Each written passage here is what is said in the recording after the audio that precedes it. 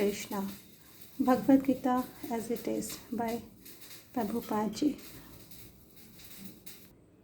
धृतराष्ट्र ने कहा, हे संजय, रणभूमि कुरुक्षेत्र में युद्ध की इच्छा से एकत्र हुए मेरे तथा पांडु के पुत्रों ने क्या किया। जिस प्रकार मनुष्य पुराने वस्त्रों को त्याग कर नए वस्त्र धारण करता है, उसी प्रकार आत्मा पुराने तथा व्यर्थ के शरीरों को त्याग कर नवीन भौतिक शरीर धारण करता है। प्रत्येक व्यक्ति इस भौतिक शरीर रूपी रथ पर आरूढ़ है और बुद्धि इसका सारथी है। मन लगाम है तथा इंद्रियां घोड़े हैं। इस प्रकार मन तथा इंद्रियों की संगति से यह आत्मा सुख या दुख का भोगता है। संसार के सारे भौतिक कार्यकलाप प्रकृति के इन 3 गुणों के अधीन संपन्न होते हैं। यद्यपि प्रकृति के 3 गुण परमेश्वर कृष्ण से अद्भुत है, फिर भी भगवान कृष्ण उनके अधीन नहीं है। अर्थात 3 गुण उनसे ही निकले हैं, लेकिन कृष्ण जी उनके अधीन नहीं है। कम बुद्धि वाले व्यक्ति देवताओं से अनुग्रह पाने की आशा करते हैं और ऐसी वस्तुएं प्राप्त करते हैं जो अस्थायी होती है और मृत्यु के समय समाप्त हो जाती हैं।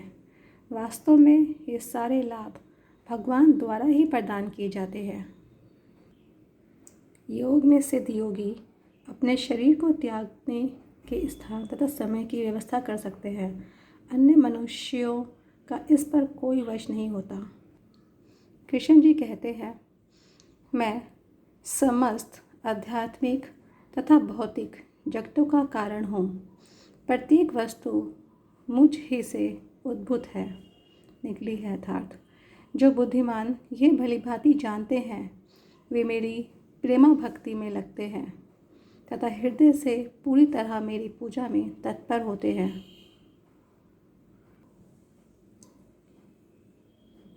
विश्वरूप दर्शन कर स्तब्ध हुए अर्जुन ने कहा, हे विश्वेश्वर, हे विश्वरूप, मैं आपके शरीर में अनेकानेक हाथ, पेट, मुख तथा आँखें देख रहा हूँ, जो सर्वत्र फैले हुए हैं और जिनका अंत नहीं है।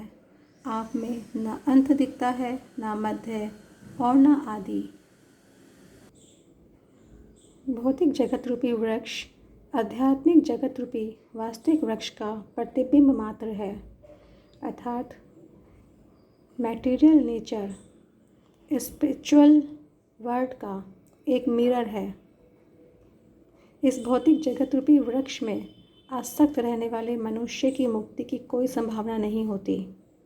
लेकिन जो मनुष्य आध्यात्मिक जगत रूपी वृक्ष को समझ लेता है, यानी कि स्पिरिचुअल वर्ल्ड को समझ लेता है, वह आत्मोन्नति कर सकता है, यानी कि अपनी आत्मा का उद्धार कर सकता है।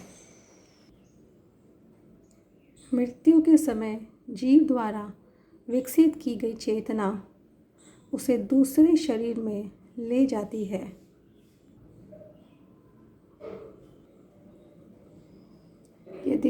यदि जीव ने अपनी चेतना पशु जैसी बना रखी है, तो उसे पशु का शरीर प्राप्त होना निश्चित है। श्री कृष्ण कहते हैं, मैं प्रत्येक जीव के हृदय में आसीन हूँ और मुझसे ही स्मृति, ज्ञान तथा विस्मृति होती है। मैं ही वेदों के द्वारा जानने योग्य हूँ। निसंदेह मैं वेदांत का संकलन करता तथा समस्त वेदों को जानने वाला हूँ। श्री कृष्णा कहते हैं, सदैव मेरा चिंतन करो, मेरे भक्त बनो, मेरी पूजा करो और मुझे नमस्कार करो। इस प्रकार तुम निश्चित रूप से मेरे पास आओगे। मैं तुम्हें वचन देता हूँ, क्योंकि तुम मेरे परम प्रिय मित्र हो। हरे कृष्णा कृष्णा कृष्णा हरे हरे, हरे राम राम राम हरे हरे। हरे कृष्णा। मैं प्रभुपाद जी द्वारा ट्रांसलेट करी गई गीता यथारूप घर घर तक प्रत्येक व्यक्ति तक पहुंचाना चाहती हूँ। और वीडियोस के लिए प्लीज़ ये चैनल सब्सक्राइब करिए। Thank you.